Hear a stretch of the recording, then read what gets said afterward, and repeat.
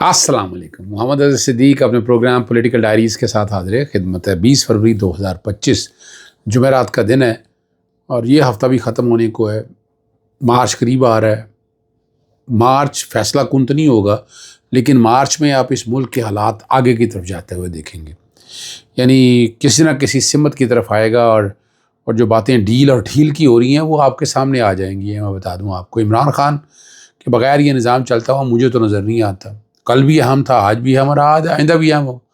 عدالتیں کل بھی عام تھی، آج بھی اہم اور آئندہ بھی عام ہوگی. اور بہت سے سوال اٹھے ہیں وہ چیف جسٹس صاحب کی تصویر کے اوپر، اس پہ بھی بات کریں گے. فیصل واڈا نے جو گفتگو کی ہے یا باقی اس وقت 3-4 ایشوز جو ہیں جس پہ ڈسکس کرنے والی بات ہے سب پہ بات کرتے ہیں. فیصل واڈا نے فواد چودھری کی حمایت کا کہا ہے اس نے، اور انہوں نے کہا ان کی باتوں میں صداقت ہے اور فواد چودھری پارٹی میں واپسی چاہتا ہے اور وہ کہتے ہیں کہ ان کو واپس لینا چاہیے. اور فواد چودھری جو باتیں کر رہا ہے میں 1.5 سال سے کر رہا ہوں. عید کے بعد تحریک انصاف میں ایک اور فارورڈ بلاک ہے. فواد چودھری یہ فیصل واڈا کو یہ ساری باتیں بتاتا کون ہے؟ یہ تو بات بڑی واضح آ جانی چاہیے. عمران خان صاحب عام ہے، فیصلے انہوں نے کرنے ہیں، جو بھی فیصلہ کریں گے آپ کے سامنے آ جائے گا اور وہ اصولوں پہ فیصلے کرنے والے ہیں.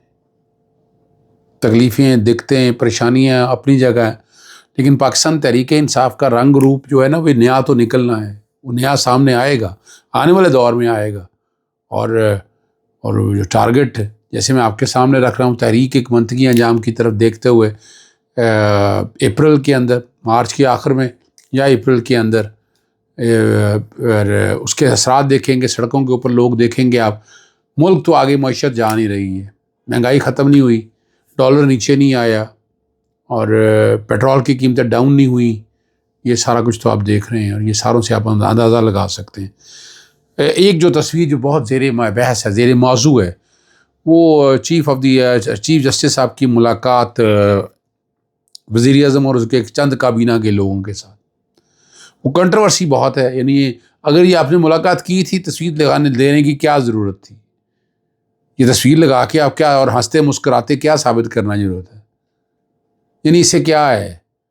یعنی اس کا مطلب ہے عدالت کو زیر کر لیا. عدالتیں جو ہیں وہ اب حکومت وقت کے لیے کوئی مسئلہ نہیں ہے. یعنی حکومت کو پوچھنے کے تو عدالتوں کا نظام تھا. یہ تو نہیں تھا کہ عدالتیں فیسلیٹیٹ کریں گی. اس طرح کا تو امپریشن یہ دیکھیں، اس طرح کا تو امپریشن یہ جا رہا ہے نا. اور ماضی میں اس طرح کی ملاقاتیں وزیر اعظم سے میرا حال ہوتی رہی، لیکن اس طرح کی کابینہ کے لوگ اور ان سے ملاقاتیں ہونا، تشہیر کرنا، باقاعدہ خبر جاری کرنا PRO کے آفس کی طرف سے، یہ ایک حیران کن بات ہے.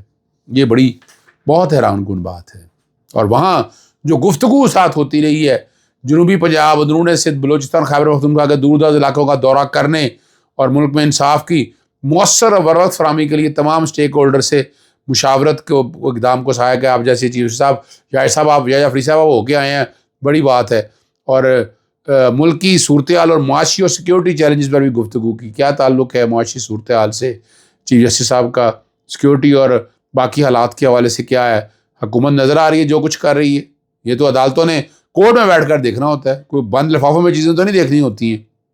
اور ٹیکس تنازعات کے حوالے سے یہ بات مجھے کچھ سمجھ آتی ہے، ٹیکس تنازعات، لیکن اس میں تو اٹارنی جنرل بھی کام کر سکتا ہے، اس لیے وزیر اعظم آنے کی ضرورت تو نہیں ہے. اور میرٹ پر جلد فیصلہ کرنے کے اب استدعا بھی کی ہے. یہ سارے معاملے جو ہے نا، اٹارنی جنرل اسی لیے ہوتا ہے، وزیر قانون بھی اسی لیے ہوتا ہے جو بیٹھ کر آتا ہے. 804 کا خوف کتنا ہے یہ لاہور ہائی کورٹ بار کے الیکشنز کے اندر ہمیں پتہ چلا ہے.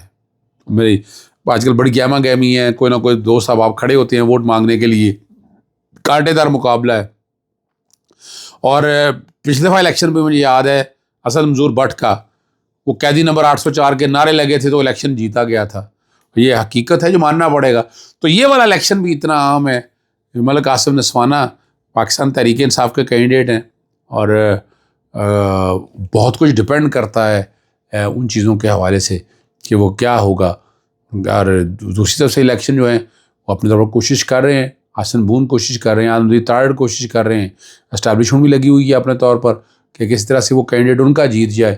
لیکن نظر یہی آ رہا ہے کہ پاکستان تحریک انصاف کا جو حمایت یافتہ کینڈیڈیٹ آ جائے گا. نون لیگ اور حکومتی پیپلز پارٹی کے اتحادوں کا جب اجلاس ہوا تو ایک شرط رکھی گئی کہ پولنگ ختم ہونے تک قیدی نمبر 804 کا نعرہ نہیں لگنا چاہیے. اور ایک قیدی کے نعروں کا اتنا خوف ہے آپ یہاں سے اندازہ لگا لیں، ٹھیک ہے نا جی. اور اس وقت بھی لگتا رہا، اب بھی لگے گا نعرہ تو پھر بھی لگے گا جو مرضی لکھ لیں. بعض امیر ووٹ کو دیکھیں نا، ووٹ تو آپ نے دینا ہے نا، اور وکلا ووٹ میرٹ پہ دیتے ہیں.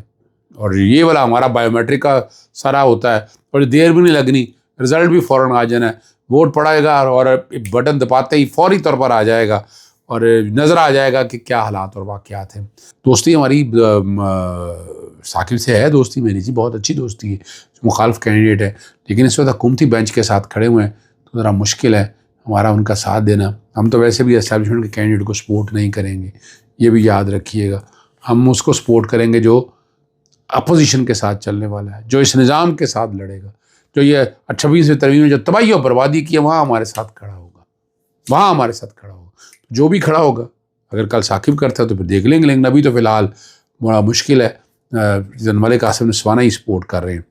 اب ناروال میں جلسے کے حوالے سے یہ باتیں جو اب ساری ہو رہی ہیں، یہ میں نہیں کہہ رہا، دانیال عزیز نے بھی خود بتا دیا، باقی لوگوں نے بھی کہہ دیا کہ مسلم لیگ رہنما کے رائس مل کے ایک چھوٹے سے کونے میں انتخاب کیا اور جلسہ گاہ بھرنے کے لیے سرکاری ملازمین، اساتذہ، اسٹوڈنٹ، مینیجر انکم سپورٹ حاصل کرنے والی خواتین کو لایا گیا.